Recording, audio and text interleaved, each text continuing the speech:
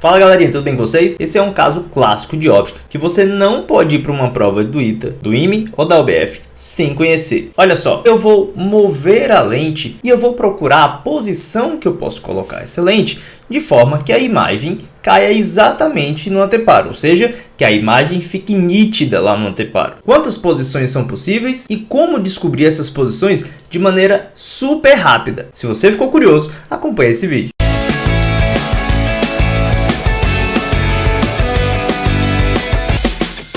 Inicialmente já queria dizer que essa ideia caiu inúmeras vezes no ITA, no IME e na UBF, então não vá para essa prova sem conhecê-la. Se você já gostou do tema, dá um like, deixa seu comentário e se inscreve no canal acionando o sininho para receber as novas notificações. Bom pessoal, a ideia aqui é usar o princípio da reversibilidade. Professor, como eu faria isso algebricamente? A ideia é que eu poderia calcular P mais P', dando a distância entre o objeto e o anteparo. Óbvio que a gente precisa conhecer a distância D.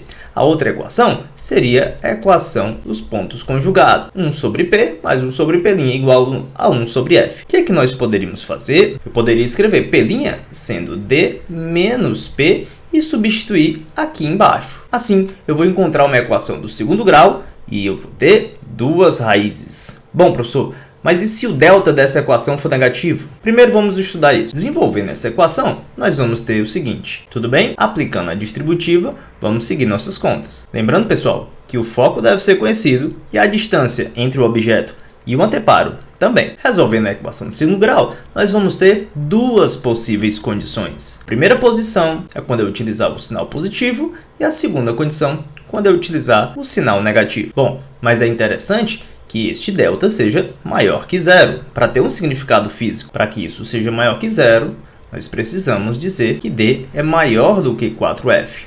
Professor, e se fosse igual? Se fosse igual, o delta seria zero e nós só teríamos uma posição. Então, essa é a grande observação. Lembrando, como a gente conhece esta expressão, P mais P' tem que valer a distância entre os dois, o P' deve ser do tipo, ou seja, analisando estes dois resultados, nós podemos perceber que quando P for maior, ou seja, utilizando o primeiro sinal aqui positivo, o P' fica menor, percebeu? E quando P tiver o sinal negativo, P' vai cair com o sinal positivo, ou seja, é como se eu pensasse na reversibilidade. Imagine um objeto gerando esta imagem.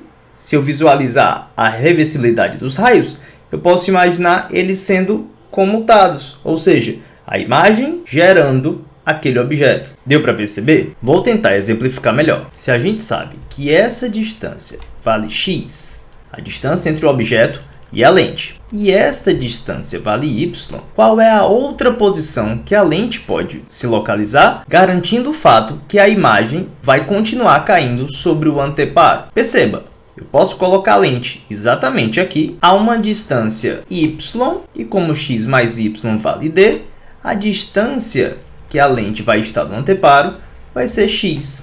Ou seja, nós comutamos os valores.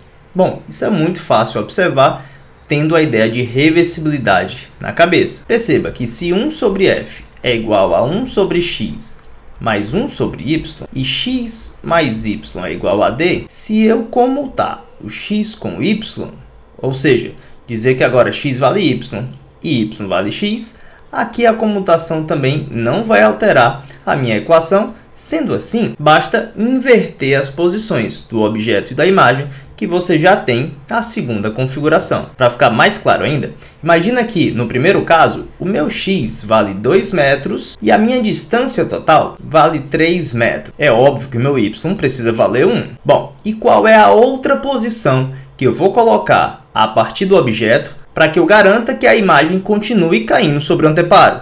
Não precisa mais nem pensar, basta trocar. Agora eu vou colocar 1 sendo aqui e vou colocar o 2 sendo aqui. Percebeu? 1 metro e 2 metros.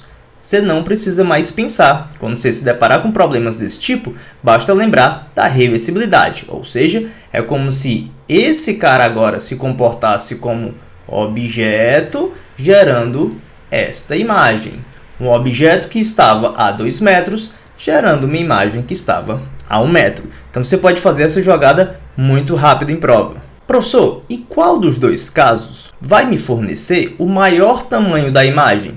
Existe um raio em especial que você precisa ficar muito atento. É o raio que passa pelo centro óptico. Perceba que este raio, quando ele passa na posição à direita, ele vai gerar uma imagem exatamente aqui. O raio que passa pelo centro óptico não sofre desvio. Sendo assim, quando eu estivesse na minha segunda posição, aqui mais próxima do objeto, o raio que iria passar pelo centro óptico vai bater aqui embaixo. Ou seja, a nossa imagem seria maior. Tá vendo? Então, minha dica, quanto mais próxima a lente estiver do objeto, maior vai ser o tamanho da imagem. Deu para perceber? Então, junte essas duas dicas e aplique quando for necessário em questões de óptica geométrica. Tudo bem? Bom, se gostou desse vídeo, deixa um like, comenta aí se achou interessante, não deixe de se inscrever no canal e acionar o sininho para receber as novas notificações. E eu vou ficando por aqui, até mais!